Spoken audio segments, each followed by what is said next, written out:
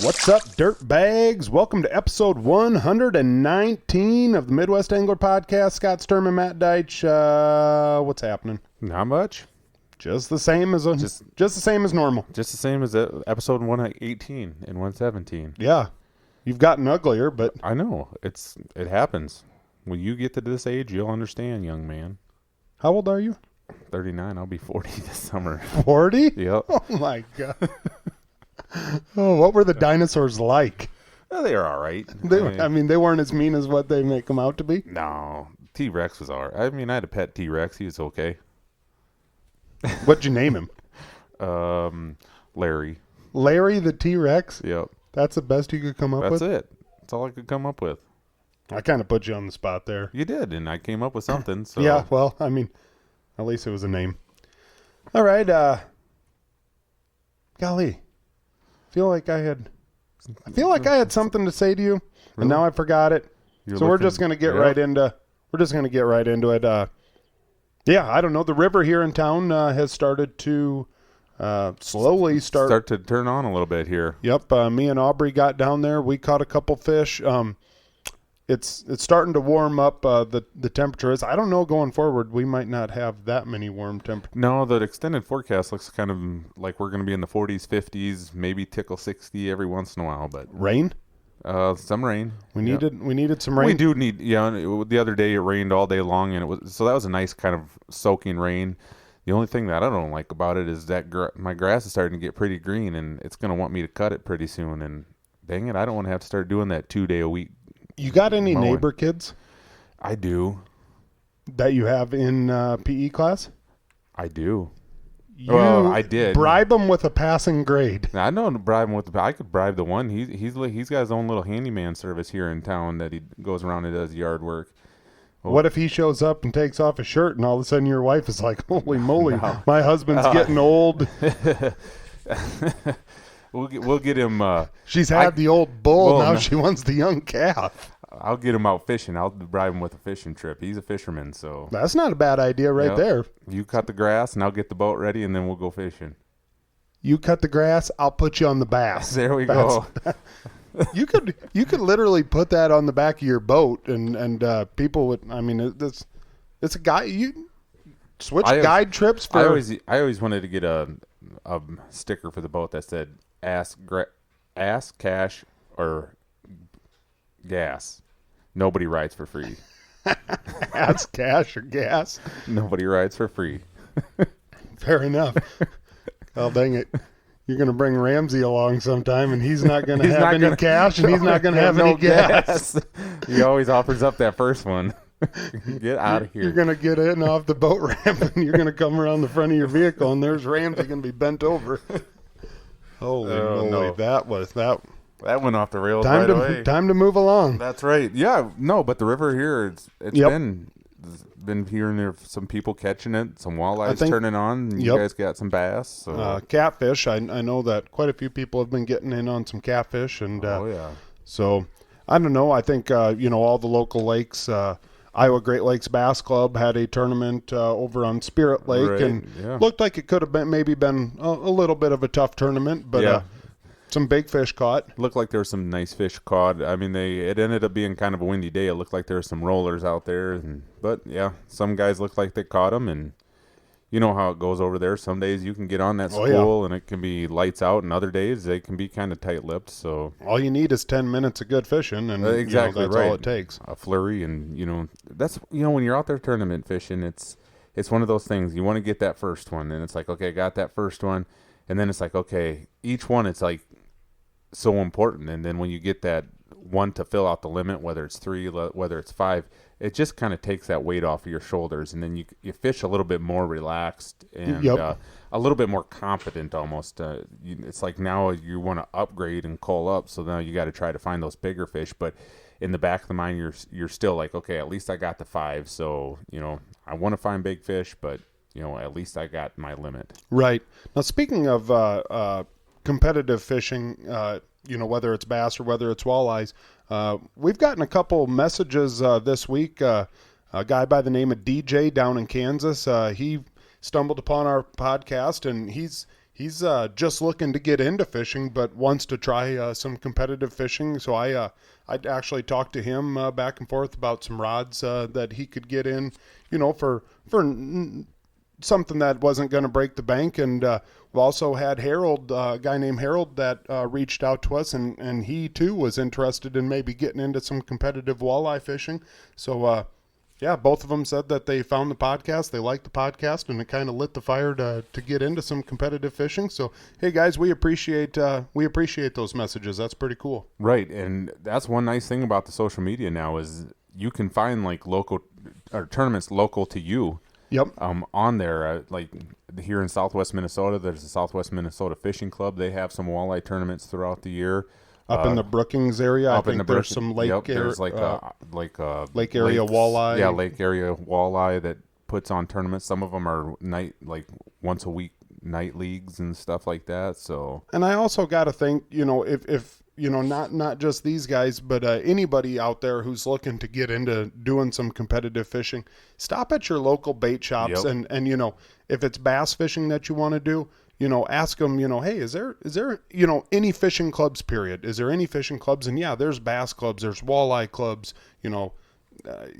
it'd be pretty easy to find something, basically anywhere here in the upper Midwest that you could kind of get in cahoots. Harry Ladner, if you're in South Dakota at all, look up Harry Ladner Jr. on Facebook, and Harry, and that's for bass fishing, yep. But Harry can point you in the right direction. And he probably knows like tournament directors for other, walleye tournaments, things like that, catfish tournaments. Yep.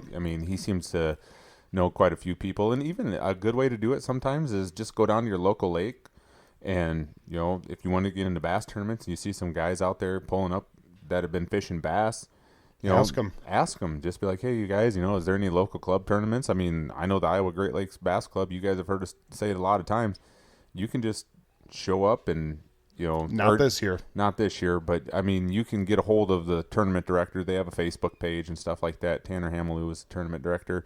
You can message him and he can get you the information that you need to be a co-angler. You can show up and fish out of somebody's boat. So, and that's, you give them 20, 30, 40 bucks at the end of the day to cover gas, but they're going to show you what they're doing. They're not competing against you. Right. So, there are going to be times when you get quote unquote back of the boated, but that's part of it. But I was going to say that's all comes with the territory. Yep. And they're going to, you can probably find some really good friends that way. I don't know. I recommend it. Oh, for sure. It's fun. So, well, we kind of talked about our river down here, the Rock River that comes through Rock Rapids, Iowa, and how that's starting to turn on. There's another river here that's also turning on. We're talking about one up north, the Rainy River. That's very popular this time of year. Hoofda. And got a little more popular this week with our guest. With our guest, Will Pappenfus, who just so happened to go out there, him and his buddy, and catch 6 over 30. 6 over 30 inches. That's right. You didn't hear that wrong. They got 6 walleyes over 30 inches in one day. One day. And a bunch of 24, 25s, and 26s, and some cookie cutter 28s, by the way it sounds. Cookie cutter 28s. So it's going to be interesting to those pesky 28s that you just can't keep off the hook. Shake them off. Yeah. Don't even net it. Yep. Yeah, there are just so many of them. It's a pain in the butt. It's going to be fun to hear about this story. Yeah. The other night we were at the fire department, and I had a fire department meeting, and Will had posted that, and I looked at it, and I was like, oh my God. And I was showing all them guys in there, and they're like, oh, bruh. I'm like, no. This is real, man. Legit. This is the real deal. So, I guess without further ado, we're going to get over to Will, and we're going to hear about that day. Hey, Will, how's it going, man? Good. How are you guys? We're doing well. Great.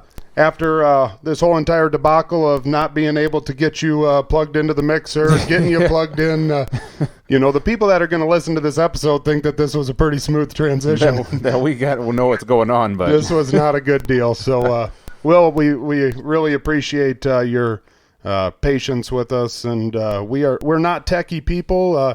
We We don't know a whole lot about fishing neither, but we can pretend about that. We can't pretend to know how to know what we're doing on here. So, yeah, I fish walleyes about 99.9% of the time, so I'm a pretty patient guy. Yeah, that's true. Excellent.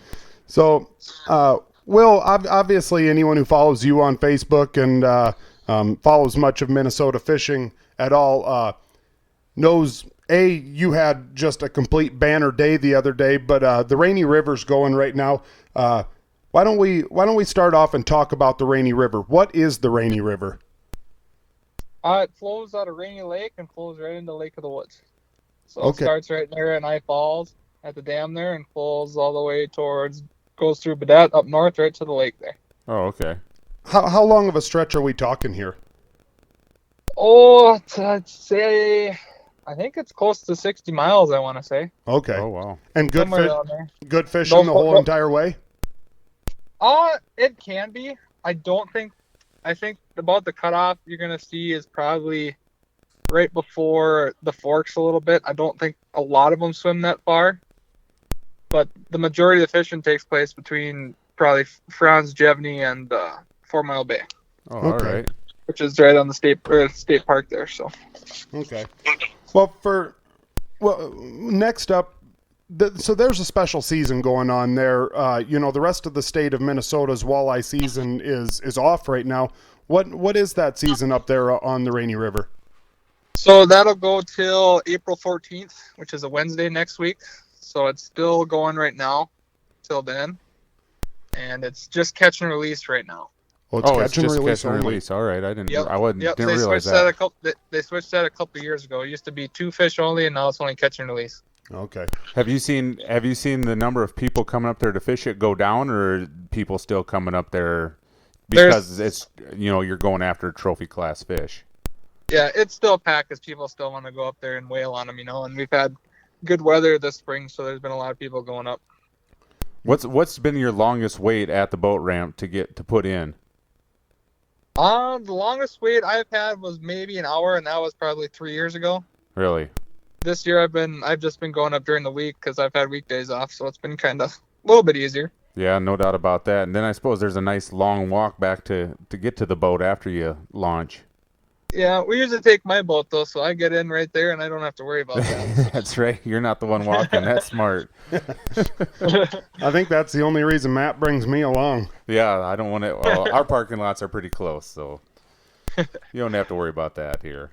All right, Will. So let's talk about this Facebook status you made the other day. I'm gonna read it here. Starts off by saying, just trying to wrap our heads around what hit the deck today, but we had a day. 6 fish total over 30 inches hit the Vexus floor today, along with plenty of cookie cutter 20 to 28s. And that is walleye fishing, people. That's a northern pike type of day with 6 over 30 and cookie cutter 20 to 28s. But no, this is walleye. Well, I mean, take us through that day, start to finish. Well, we were just about to leave the house that morning, and I'm pretty well known to be 20 minutes to an hour late on fishing trips sometimes. And I was actually on time that morning, and it was kind of spooky because I just had that feeling that with me being on time, something weird was going to happen. And it kind of just had that fishy feeling when you get a little mist in the air, it's overcast, not much wind. I kept looking at my buddy Brian Henniger, who was with me, and I was just like, it's going to happen today. He's like, well, last time I was up there, I caught a 29 and a 29 and 7/8, and I could not get it to 30. And he's just, I'm going to be stuck in the 29-inch club forever. I'm like, dude, it's going to happen today. Something feels right. And on his third cast, he caught a 30 and a half, and it was like, oh, so we got that out of the way early. Yeah. Now that the skunk's out of the boat, now we can focus on catching those cookie cutter 28s. Yeah, it was probably like, oh man, that's a fish of a lifetime. I mean, I'm going to enjoy this moment because it's probably never going to happen again, or if not, it could be many years. But let alone. Yeah. And then we moved about 50 yards east of there because we were marking a few, but they weren't really going. We ended up spot locking. And then we were fishing there for a little bit, and I was just about to pull the trolling motor up, and he laid into another fish, and he's like, dude, good one. I'm like, oh, okay. net it 30 and a quarter, and I'm like, huh. So you're gonna get 2 today, okay. And then we proceeded to catch 4 more there the rest of the day and never moved. Wow. Now, is this a better year? Have you been hearing, like, have more big fish been getting caught this year? Because that's not normal, right? No, it seems to be, the water temps the warmest I've seen it. I mean, we had 45, 46 degree water temps when we were there. And the water's pretty low. I know it has come up a couple feet the last couple days with all the rain, but even with that little bit of flow and the low water, it seems that with the warmer temps that it really drove those fish in there this year. Wow. I mean, is this something that do you go to the Rainy River every single year, like, always this time of year, that's what you're doing? Yep. At the last probably 5 years, that's what I've done. Since I moved up here for school, I've been trying to get up there as much as I can. And so catching a 30 is not like, I mean, it's not the most craziest thing there this time of the year. I mean, have you ever had a day where you've caught 2 before? No, just 1. I've caught 1 on the Rainy in the last 5 years, over 30. and otherwise just those cookie cutter 28s, right? Yeah. The old cookie cutter 28. It makes you, you're fishing those fish, and you catch a 27 and 28, you're always proud of that. But then you start catching multiple 30s, it's just like, oh, okay. Yeah, I wish I knew what it was like to be proud of a 27 or 28. Now, Will, tell us. I mean, is this a spot that you just knew? Are you using your electronics to find these fish? Kind of base this for the listeners that possibly next year would like to make a run up there to the Rainy River. I mean, is the whole entire river just chock full of them? What's your advice that you could give? It is. Every day is different out there, though, it seems. Some days they'll be laying in the middle of the hole. Some days they're going to be laying right on the edge. Some days they'll be up in the sand. Other days they'll be laying in the dunes, as we call them, which are just waves in the sand that they can sit behind the current. But that day I should say that last week when we were up there, they were sitting in the holes and we were catching them. And then we scanned through there right away, and we marked 5 big ones, and we got that 130 and a half right away. And then we didn't really mark as many. So there's a little flat that I really like to fish. It kind of comes up between 2 holes, and there's just an absolute pile of trees down there. And you go a little bit farther, and it starts to drop on the 1 hole, and it's just straight sand. So we try to spot lock or anchor right in front of there, and we'll pitch. And in the sand with side imaging, you can see when the schools of fish are coming through. So you can pitch at them there, but if you can get your jig perfect, bumping right along with the current, you just let your jig coast down there, bump along the rocks, and you'll land right in front of the trees, and those fish will come out of the trees and eat it. Wow. Because Brian was sitting in the back of the boat, and he was hooking the trees once in a while, but as soon as he'd get his jig right in front of there, he'd get bit, and he pulled 4 over 30 out of that one little spot. That's just crazy. Himself. Now, are you guys using pretty heavy jigs to get it down in that current and on the bottom, or is it a pretty strong current coming through those spots? That day there wasn't. There was, a 1/4 ounce jig was almost too much. Oh, really? That day I know now. As of today, I heard it came up 2 feet, and they had to use 3/8 to halves even now. All right. But that day you could just bump it along perfect, get it right in front of those trees, and pull them out. And you talked about using your electronics, your down imaging, and then your side imaging. Do you do a lot of driving around and try to mark those big fish and then go specifically target them? Or you just go into your spots that, you've had success before, but and still using your electronics to see if there's fish there, but are you just specifically driving around trying to find those big ones laying on the bottom? Yeah. My side imaging is running 100% of the time up there. Yeah. And that day you couldn't really mark it. I wasn't really marking them as much, so I figured that they'd be up in the trees, and I kind of cruised over the trees. And I could see them sitting in there. So I was like, well, they're going to move up at some point. So we just anchored up right in front and waited for little waves to push up and pick them off as they come. Are you willing to tell us what you were using for a lure? Yeah, we had 1/4 ounce Northland long shank fireballs, and then we were just throwing either a 4 or 5 inch rainbow chub that we had. Otherwise, we're throwing 5-inch Berkeley Power Swimmers. Seems that the bigger plastic seems to work a little bit better, and even those 15 inchers will have that bait engulfed. Wow. What is it like? What is the prime forage for those walleyes up there on the Rainy River? Mostly spot tail shiners, Yeah. emerald shiners, stuff like that. Now, is there a big shiner run every year up there, or? There is. I think it's a little early for them yet. There's a lot of shiners left in there from the fall. The last couple of falls, there's been some good shiner runs in there. All right. Now let's talk a little bit about your rod and reel setup. For somebody that's looking to go up there, you running a medium action rod, or what are you using? I'm using either a 610 medium extra fast, or like if I'm dragging, I'm going to be using a 7.1 extra fast, just so I have a little bit more length on there. Okay. But for pitching, I'm using a 610. What kind of line are you running? I'm using line, it's called. My buddy Sam Moore actually started it. Okay. Fishing line. I don't know if you guys have ever heard of that. Oh yeah. LYNE, right? Just LYN. LYN, yeah. And that's LYN, just kind of, and that's just starting to come up, and it's actually pretty strong stuff, and I've been pretty impressed with it. And does he have braid and fluoro, or is that? Braid, fluoro, and mono he has, yep. Okay. Are you running a braid with a fluoro leader, or what do you? I was actually just using straight braid. The water is, kind of dirty enough up there, and it didn't seem to matter if you had a leader on there or not. And if I had a leader on there, I'd get in the trees and break off, and sometimes I'd break off at my leader, or my knot would blow up. So I just got sick of it and just used straight braid, and it seemed to not matter. And I got more of my jigs back. So Yeah. Now was your buddy, was he running straight braid too, or did he have the fluorocarbon? He has straight braid as well. Oh, okay. I was gonna say, well, maybe that's why he was catching more 30 inches than you. What was it? Was it 5-1 or 4-2 or what was it? 4-2. Yeah, he had 4. I had 2. Now, which one of you guys caught that fish that kind of had that weird growth, like on the gill plate? Just a fat slob of a fish. Yeah, Brian had that one. Brian did. Did you guys weigh him at all? No, we didn't. I didn't have a scale on it. Okay, so I was quick pick and threw him back right away. Right. Yep.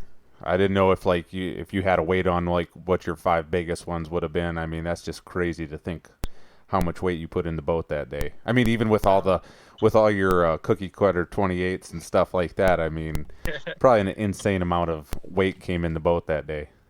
Yeah, we had a lot of 24, 25s, a couple 26s, and just net them quick and throw it right back. Yeah.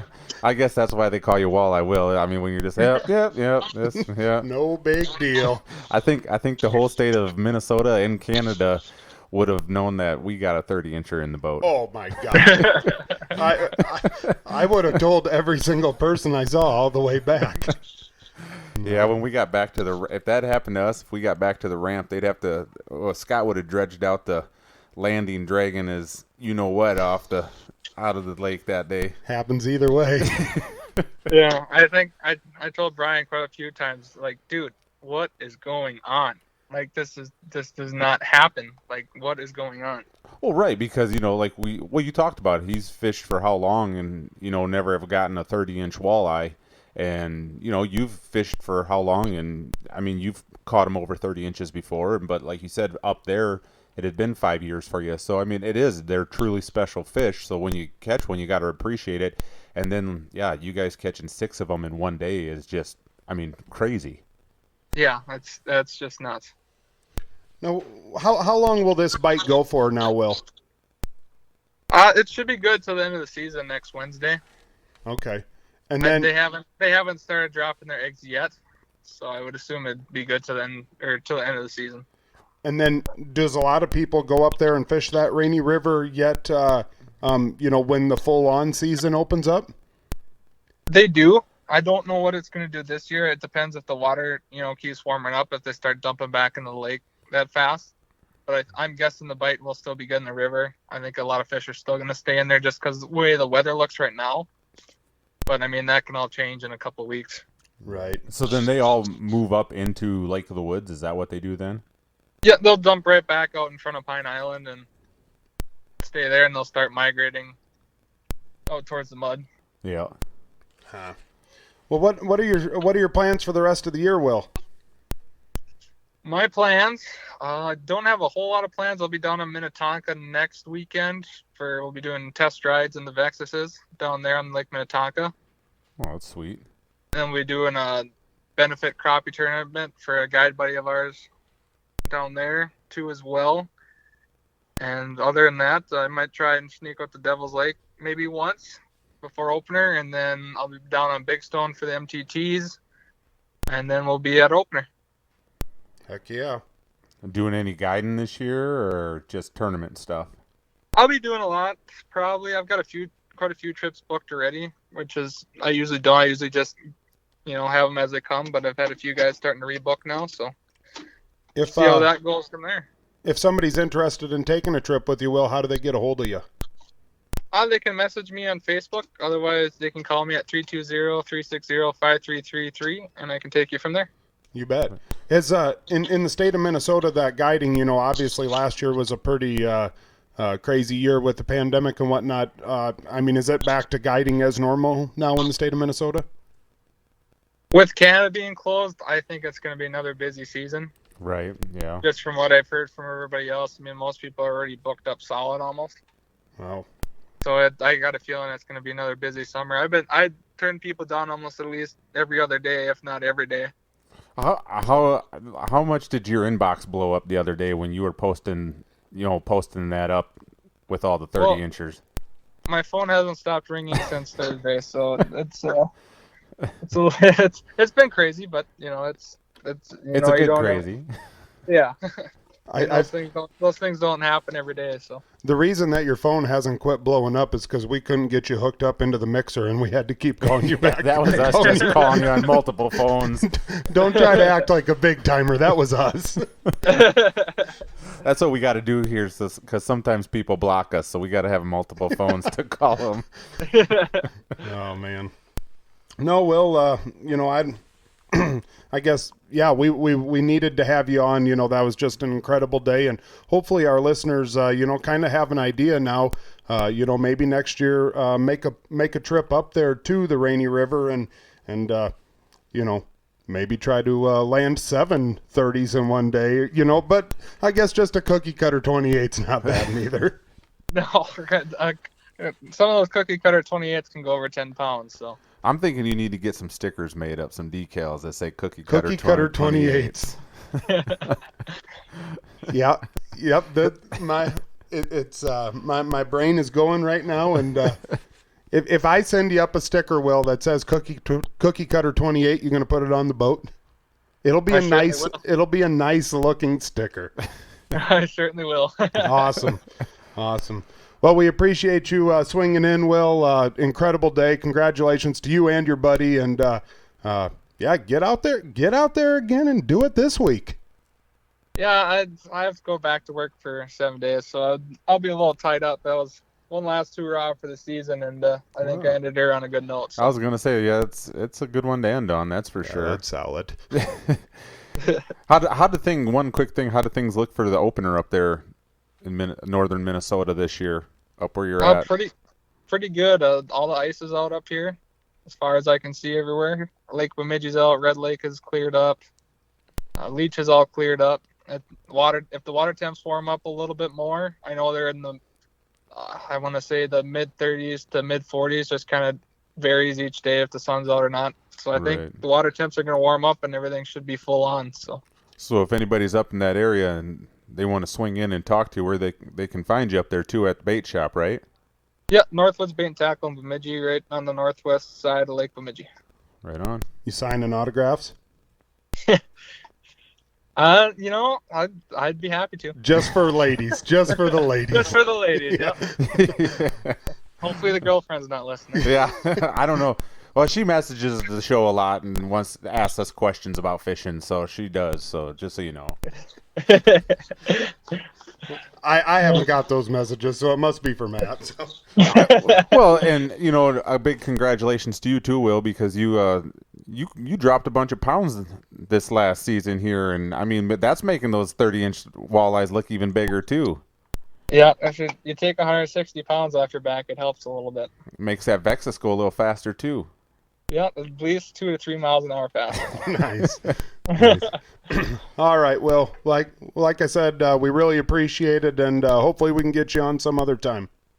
Yeah, absolutely. Look forward to it. All right. See you, pal. Yeah, we'll see you later. There he goes, Will Pappenfus from Bemidji, Minnesota. Bemidji's fun. It is. It's fun to say. I've never been there, but if I was going to move anywhere in Minnesota, I feel like it would be Bemidji just because I like it. I really feel like you'd walk around dressed like Paul Bunyan every day. The I already kind of do. Right. I was going to say, you got a lot of plaids, so. Every single day. I actually thought about that Flannels. the other day. Yeah, I wear a flannel shirt every single day. Every day. I'm not right now, for those of you that can't see me, but I took it off right before we started recording because I even threw $1 at him when he was doing it. I'll do anything for $1. I'll take my shirt off for $1. No, Jeremy I'll K. give you $1 to keep it on. No, Jeremy K. God knows what he'd do for 5 cents. But no, guys, we talked about how we could not get Will hooked up to the mixer, and you guys, we could not get Will hooked up to the mixer. Like, right. I mean, this was we were having some technical difficulties. We'll be flat out honest. Last week we actually called Kevin Paul down in Clear Lake, and we could not get him hooked up to the mixer. Right. So this week we thought we had it figured out. We called Will Pappenfus. We could not get him hooked up to the mixer. Crickets. We had my phone. We had Matt's phone. We had Grady's phone. We're calling each other. We're telling Will, hey, we'll call you back. Nope, calling him back. Can't get it going. Can't get it going. Can't get it going. I mean, I'm sweating. I mean, I'm right. I'm sitting here flat out thinking, like, how the hell are we ever supposed to do this podcast if we can't get the damn mixer going? Now you know how a Tombstone pizza feels in the oven when you're standing outside staring at it through the glass. You had your Tombstone moment right there. I'm like, oh, God, this is it. This is it. There he is.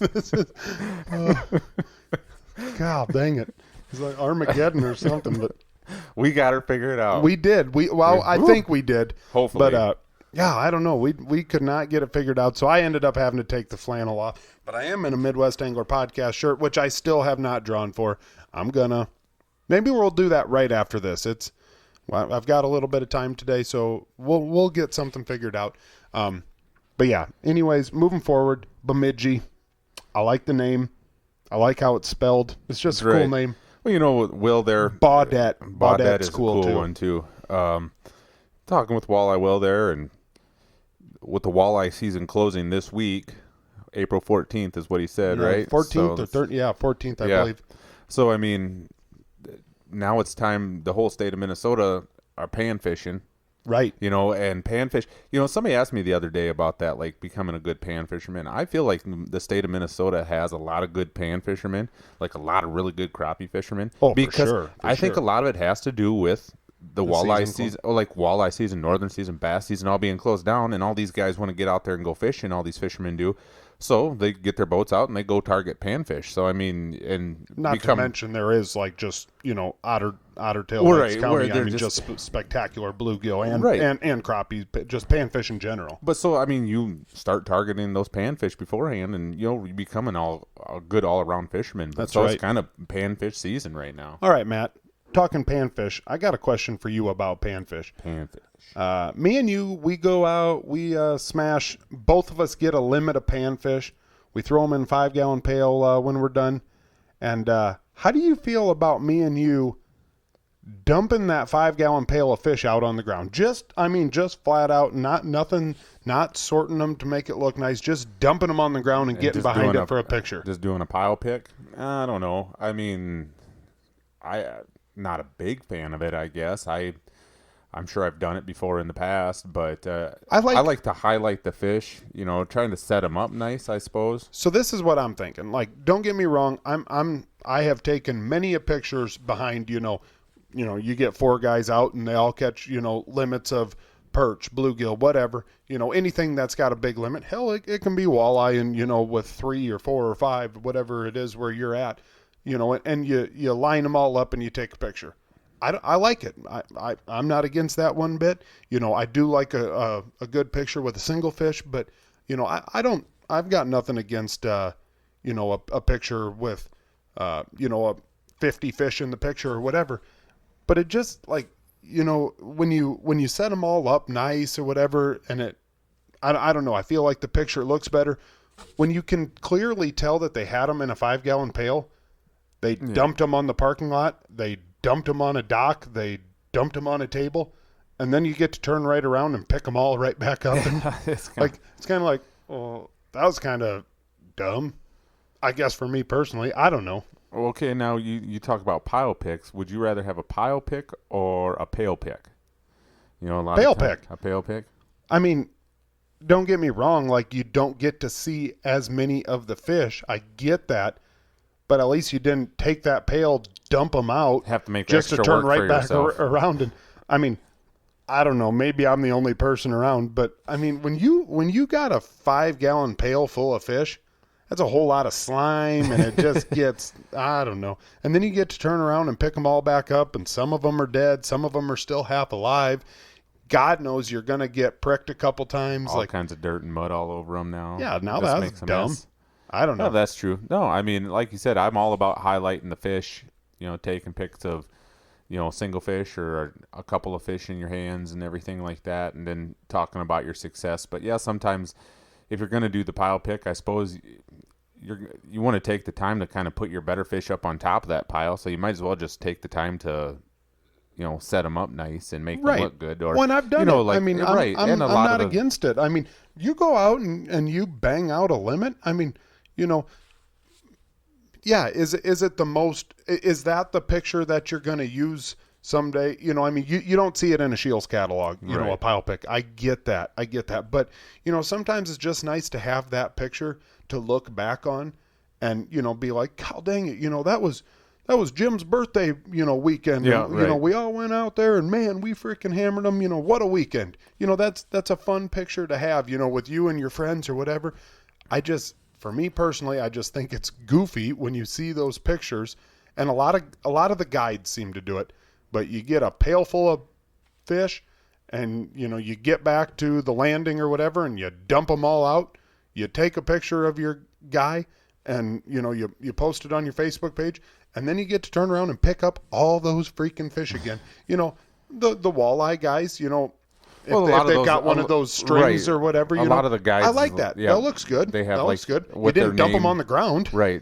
That's cool when they have like those boards made up that have like their name of their guide service and stuff, and they hang them on there, and you know, people stand behind just them. The steel rods that you know you pop through their gill plate or you pop through their lip. Like, I'm for that. You didn't dump them on the ground, guys. The ground is full of dirt and rocks and leaves and grass clippings. I just think it's stupid. So, do you think pile picks are more acceptable ice fishing than they are open water fishing? I would say. I mean, especially if you're dumping them on the ice. You know, I mean, they're already probably frozen. You know, there's not 3 inches of dirt on top of the ice. I don't know. I just personally, you see that sometimes. I think a lot of times too, you set yourself up kind of for some of the internet trolls when you do that picture and you dump them on there, and you got some of your smaller, you know, people like to look through there and nitpick and be like, well, there's some small ones in there. Yeah, you know, some of those big one is a 12-incher, right? What's that small one? Some of them 7-inch perch look kind of nice. Yep. Could have used another year. The old classic. Can you imagine, you know, like sight fishing fish? There needs to be a video of some guys sight fishing fish when they pull it away, you know, and we've all done it when we're sight fishing bluegills and you pull it away from, you know, the little bluegills and, you know, I'm going to give him another year. I've had my eye on this one. I've got trail camera pictures of this.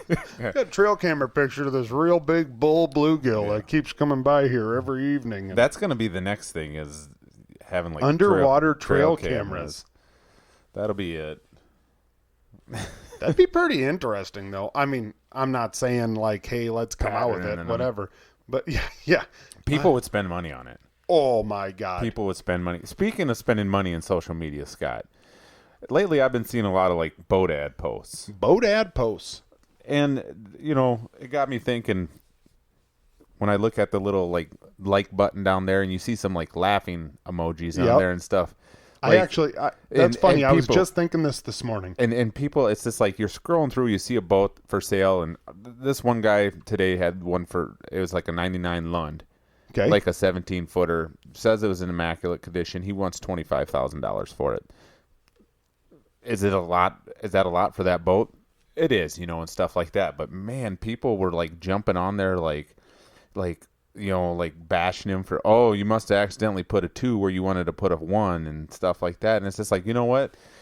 It's again what we've talked about before is like if you don't like it, just keep scrolling. But I mean, people were going in on this guy. I mean, I was just like, but then people were on there. You're like, no, what the dumb part is, there are people that will probably pay that for it, and everything like that. But this dude just put this on there, not trying to, just trying to sell his boat, and people like get after him about that, like his price. It's like, you don't like the price, then just keep going. You don't just keep going. You don't have to. We don't live in the keep going world right anymore. No, it's not. No one keeps going. It's to stop and give my opinion. Yep. So I mean, it's like we talk about that with, like, it would be fun to take those people out and kick them in the nuts. Well, never mind. Sorry. Just take them to the landing and be like, okay, like when people are coming off and how much is that both worth? Oh, and then or just like okay, the other day you were bashing this guy for his little perch. Here he comes in here. Let's see you do that to him. Say it to his face. Yeah. No. Say it to his face. No. No one says it. Ask him, when somebody's in the parking lot taking a pile picture, walk up to him and be like, oh, yeah, it looks like you guys had some luck today. Some of them 7-inch perch look kind of like they could have used another year. Because they're going to freaking get throat punched. So, I mean, you know what I'm saying with that? I don't know. I've seen that a lot lately. It's like, in an ideal world, you could bring those people there and confront and have them confront that person face to face, and then I'll actually set up lawn chairs and sell beer and popcorn off to the side, and it'd be better than UFC fighting. That's right. It probably would be. No, I saw one this morning.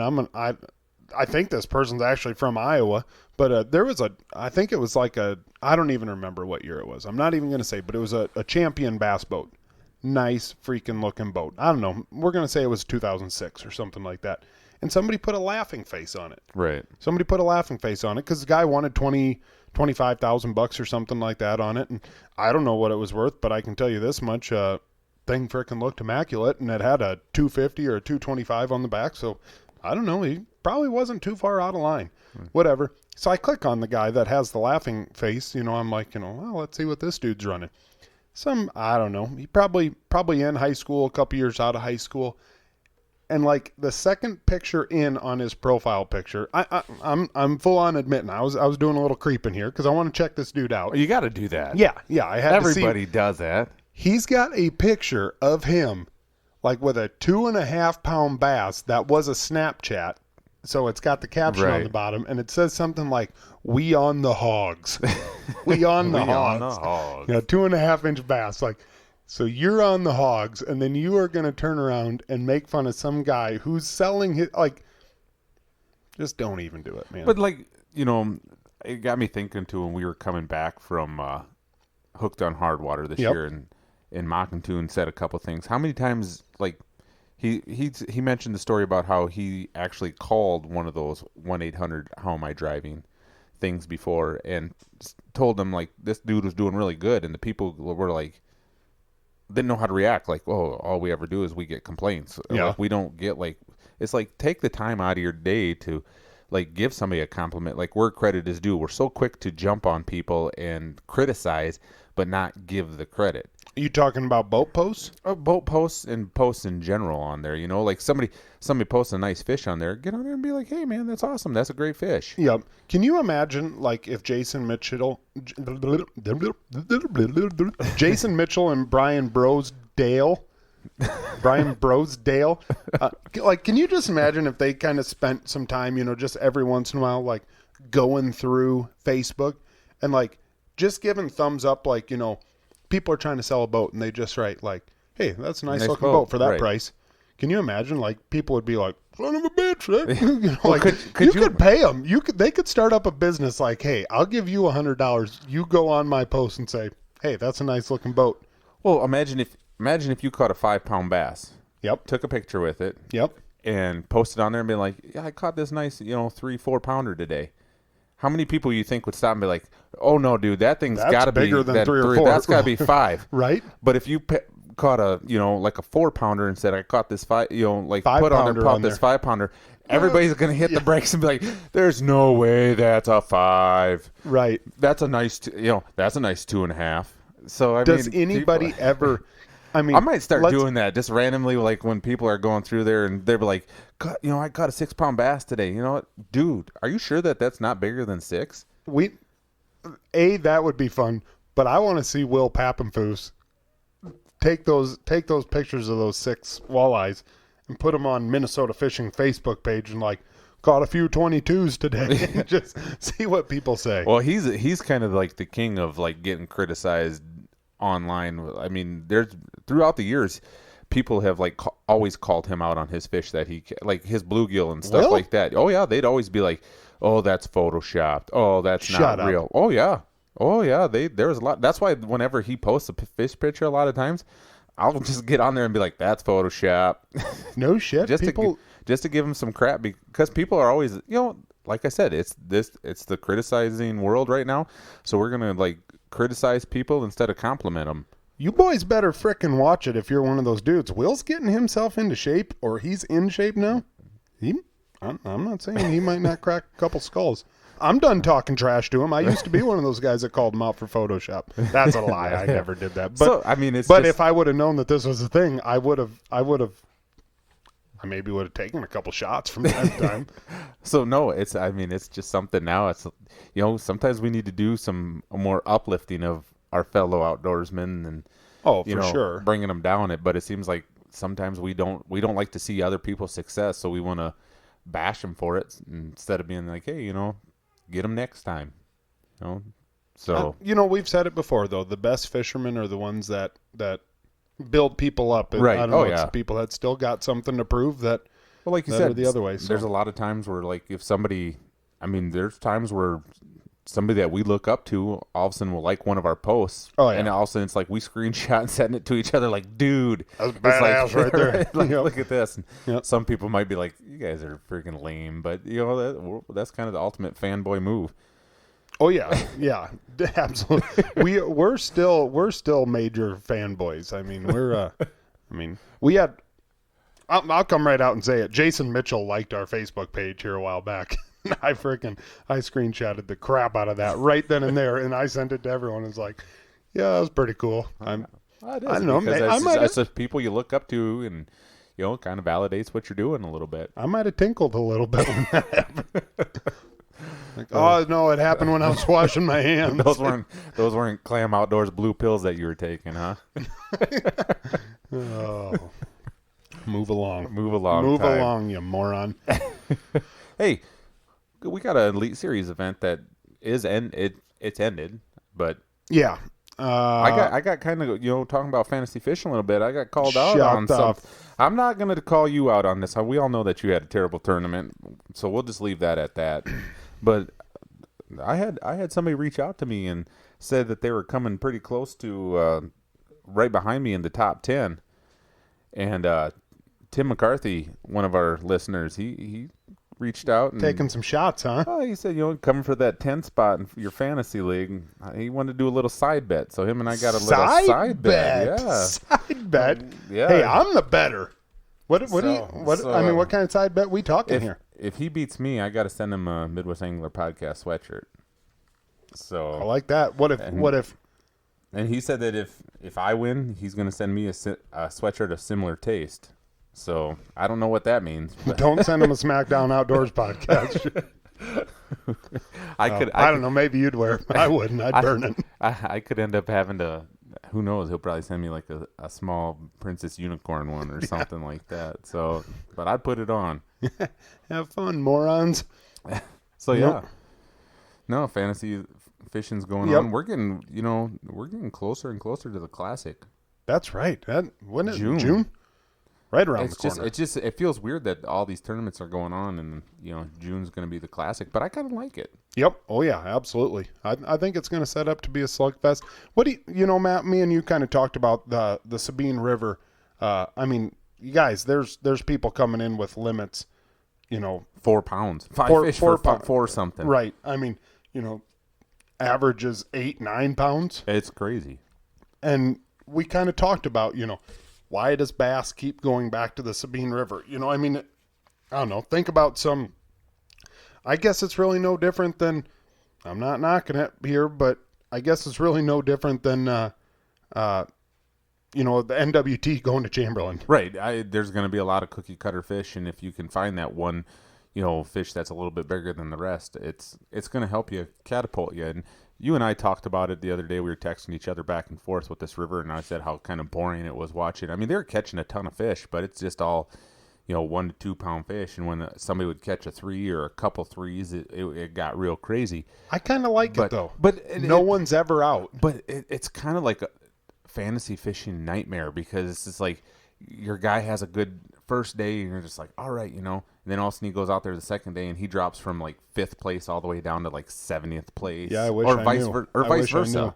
All my guys, they started like in the bottom 20 guys, and they ended in the bottom 20 guys. Didn't even make the top 50. The bottom 20. I didn't have anyone make the top 50. I told you I wasn't going to bring it up. I know it's a sore subject for you, so.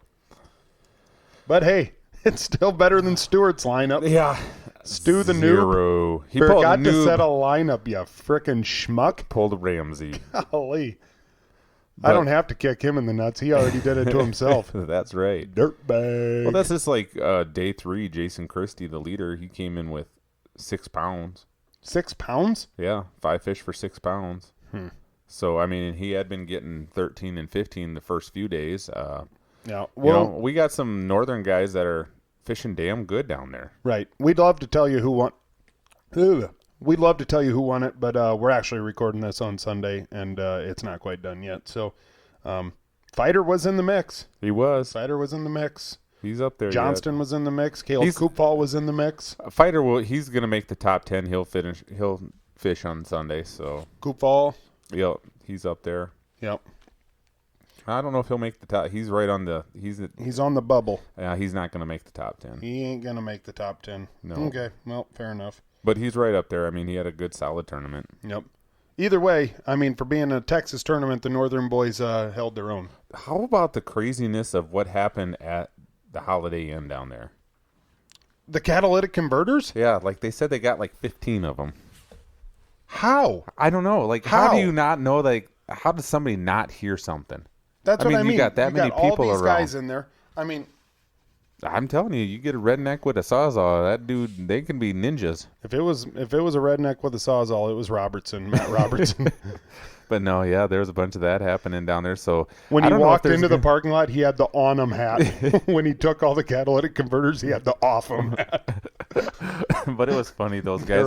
They're off 'em. They took it with a grain of salt and kept on fishing. Swindle's revving up John Cox's truck. Sounds like a damn NASCAR. Yeah, he said something about if him and somebody else were next to each other. It sounded like a drag race going on. So, all right, Matt. Good news story. You got one? I do have a good news story. Our past guest, John Hoyer, went down to Grand Lake, Oklahoma. Okay. With Kyle Minke. I think that's how you say Kyle's last name. And John fished in the non-boater class, and he made the top 5. I don't know how he did at this point, but in the co-angler in the bass tournament. Which bass tournament? In one of the MFL Big 5 official ones. Boo. So I wasn't going to say that. No, this is my good news story. So take your booing and, put it there. But, no, he's fishing in the top 6. Dude can catch him. Right. It doesn't matter. I mean, he's a great fisherman all around and stuff. So, and actually, Kyle, he was in 98th place after the first day, brought in the biggest bag of the tournament the next day. Really? 23 pounds and 9 ounces, moved himself from 98th place up to 5th. So they were both fishing in the championship, the top 10. So that's badass. It really is. That is badass. That's kind of it's kind of cool when you take, a couple years ago, arguably one of the best all-around fishermen in the country at the time. He was winning walleye tournaments and bass tournaments, and he goes down with his buddy and fishes as a co-angler. I mean, It just proves that he loves to fish. Yeah, he's just a fish dude. I mean, he's just a fisher. So, yeah, that's mine. Yours? Mine would be, we mentioned earlier in the podcast that me and Aubrey got out and each caught our first open water fish of the year down at the river. My good news story is the fact that at 13 years old, she's in track right now. So she's going to school. She's got track afterwards. And we were just bumming around the house that night, and she asked me.